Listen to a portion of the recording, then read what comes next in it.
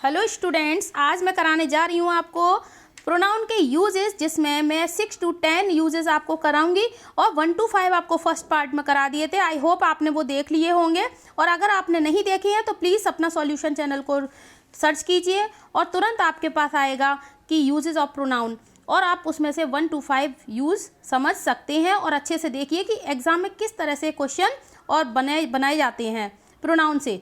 देखिए, मैं आपको 6th रूल में करा रही हूँ कि कुछ स्थितियों में दैट का प्रयोग, मैं बताऊंगी आपको कि दैट का जो प्रयोग है वो किन किन स्थितियों में होता है। जैसे हमें सेंटेंस में गलत करके दे दिया जाता है, वो हमें यहाँ विच का यूज़ दे देंगे, हमें यहाँ हु दे देंगे, या हमें कुछ भी रिलेटिव प्रोनाउन दे देंगे। अब हमें समझना होगा, जब हमें पता होगा कि कहाँ कहाँ पे हम दैट का यूज़ करते हैं तब सेंटेंस सही होता है, तो हम आसानी से कर लेंगे। देखिए, सुपरलेटिव डिग्री आने पर, जब भी सुपरलेटिव डिग्री किसी भी सेंटेंस में आ जाए, देखिए Subodh is the richest person that I met yesterday, तो ये आपका ठीक है। अगर वो आपको क्या देंगे, एग्जाम में विच लगा कर देंगे। अब आप समझिए कि हमने देखा कि यहाँ पे रिचेस्ट है, रिचेस्ट हमारी सुपरलेटिव डिग्री है और डिग्री हमारा एडजेक्टिव का पार्ट है। वो मैं प्रोनाउन के बाद आपको कराने वाली हूँ कि डिग्री क्या होते हैं, और डिग्री के सेंटेंस भी आपको सारे करा दूंगी। तो रिचेस्ट जो होते हैं, तो रिचेस्ट हमारी सुपरलेटिव डिग्री है। सुपरलेटिव डिग्री आई तो हमने देखा कि उसके तुरंत बाद जो नाउन लगा हुआ है, उसके तुरंत बाद हमने देखा कि यहाँ दैट है और दैट हमारा करेक्ट होगा। ये मैंने करेक्ट सेंटेंसेस कर दिए हैं। अगर आपको एग्जाम में विच या हु लगा के मिलेगा, आप उसको समझ के ठीक कीजिए, और अगर आपसे जिस तरह से क्वेश्चन बने उस टाइप से आप उसे सर्च करके करिए। आपको पता होगा सुपरलेटिव डिग्री बेस्ट थिंग है, तो बेस्ट थिंग के बाद हमने तुरंत ही दैट का यूज़ किया है। ये दोनों सेंटेंस आपके करेक्ट हो गए। अब देखिए दूसरी स्थिति क्या है। All, any, none, nothing, only आने पर भी दैट का यूज़ होगा। अगर हमने देखा कितनी पॉपुलर प्रोवर्ब है कि all that glitters is not gold, अब हमें अगर उन्होंने विच दे दिया तो विच नहीं होता है, ऑल के बाद दैट का यूज़ होगा। ओनली के बाद अगर सेंटेंस में ओनली लगा हुआ है तो हमने वहाँ दैट का यूज़ किया हुआ है। नन दिया है तो हमने there was none who attracted you. अब देखिए यहाँ पे हमें गलत सेंटेंस है, ये हु नहीं आएगा, हमें यहाँ किसका यूज़ करना होगा, दैट। ठीक है, ये आपका करेक्ट होगा, ये आपका रॉन्ग होगा। ये दोनों सेंटेंस आपके करेक्ट हैं, ये मैंने रॉन्ग दिया था। There was none who attracted you, यहाँ कोई नहीं है जो आपको अट्रैक्ट कर सके, तो देखिए यहाँ पे हु ना आके दैट आएगा, तभी आपका सेंटेंस करेक्ट होगा। अब देखिए इसके अभी तीसरी स्थिति क्या है। एक व्यक्ति व एक जानवर आने पर, एक तो व्यक्ति होना चाहिए सेंटेंस में और एक तरफ जानवर होना चाहिए, तब भी हम दैट का यूज़ करेंगे। अब देखिए, a man and a horse which had entered my house, गलती पकड़िए, गलती है यहाँ विच का यूज़ नो, ये सेंटेंस रॉन्ग है। विच की जगह पे हम यूज़ करेंगे दैट। करेक्ट।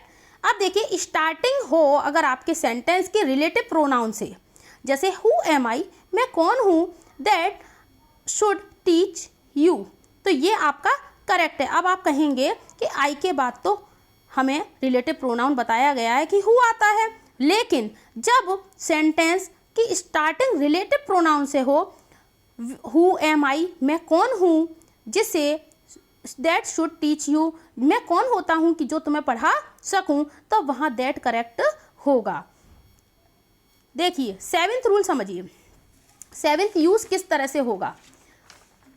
दो सिंगुलर नाउन जब एंड से जुड़े हों तथा किसी एक के साथ आर्टिकल ए एन दा लगा हो, तो जो सिंगुलर है यहाँ सिंगुलर होगा, ये सिंगुलर होगा, यहाँ डिंगुलर नहीं होगा, singular objective case pronoun use होगा। अब देखिए सिंगुलर यूज़ क्या होता है, सिंगुलर ऑब्जेक्टिव केस क्या होते हैं प्रोनाउन के, तो ऑब्जेक्टिव केस होते हैं जैसे हर, हिम, योर्स, ठीक है, मी, ये ऑब्जेक्टिव केस होते हैं।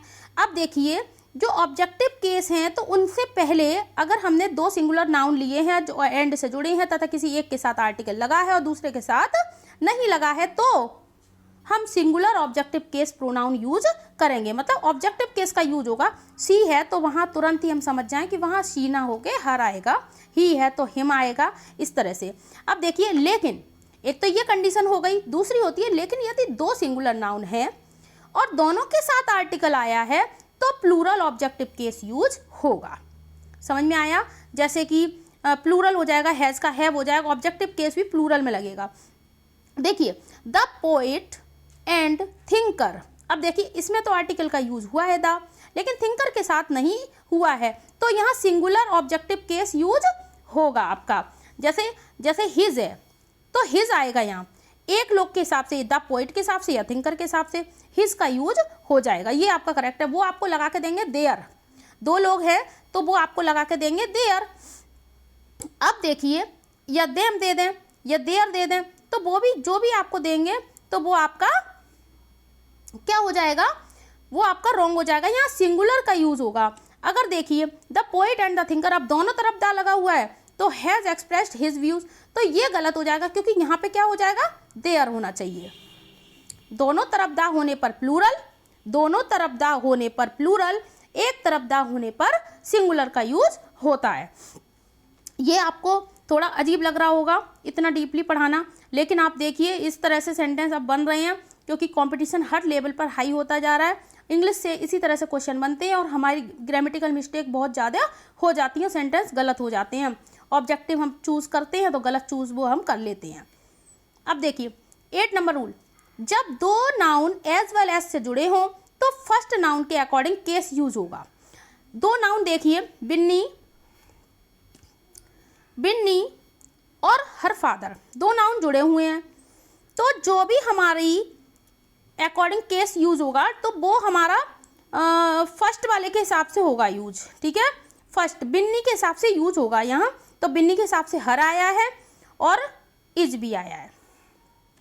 The girl with her parents, तो जो गर्ल है वो अपने पेरेंट्स के साथ अगर एज वेल एज से जुड़ा हो या फिर विद से जुड़ा हो, ये भी लिख लीजिए आप, विद से भी जुड़ा होगा तो भी हम गर्ल के अकॉर्डिंग लगाएंगे।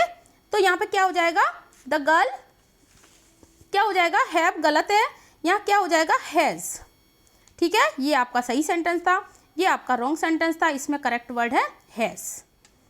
ठीक है, आइए 9 नंबर यूज पर चलते हैं।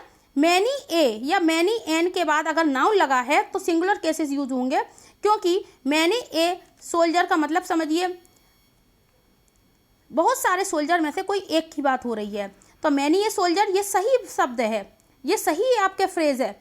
अब देखिए हैज़, तो मैनी ए के बाद हैज़ आपका यूज हो रहा है, ये करेक्ट सेंटेंस है। यहाँ पे सिंगुलर केसेस यूज होंगे, हैज़ भी यूज हुआ है और बाकी सारा तो सिंगुलर में ही है। यूज नंबर 10, जब एक सिंगुलर या एक प्लूरल नाउन हो तो, या जब एक सिंगुलर और एक प्लूरल नाउन हो तो नॉर के बाद वाले नाउन के अकॉर्डिंग केस यूज होंगे या और के यूज, और के नाउन और वाले के बाद, जैसे आइदर और होता है, आइदर नाउन फिर और फिर नाउन, तो ये दोनों जो होते हैं, ये दोनों जो होते हैं तो उसके बाद जो बाद वाला होता है, जैसे और है या नॉर है, नाइदर वाले में नॉर लगाते हैं, तो इसके बाद जो नाउन आएगा हम उसी के हिसाब से केस का यूज करेंगे। जैसे आइदर ही और हिज फादर, अब देखिए ही के हिसाब से नहीं, और के बाद जो हिज फादर आया है उसके हिसाब से हमने हैज़ का यूज किया है। नाइदर ही नॉर हिज फ्रेंड्स, तो फ्रेंड्स क्या है हमारे, प्लूरल है, तो फ्रेंड्स के अकॉर्डिंग ही हम चलेंगे, मतलब बाद वाले के अकॉर्डिंग चलते हैं, आइदर और नाइदर नॉर वाले में। और एज वेल एज वाले में आपको मैंने क्या बताया, आप फर्स्ट वाले नाउन के हिसाब से चलेंगी।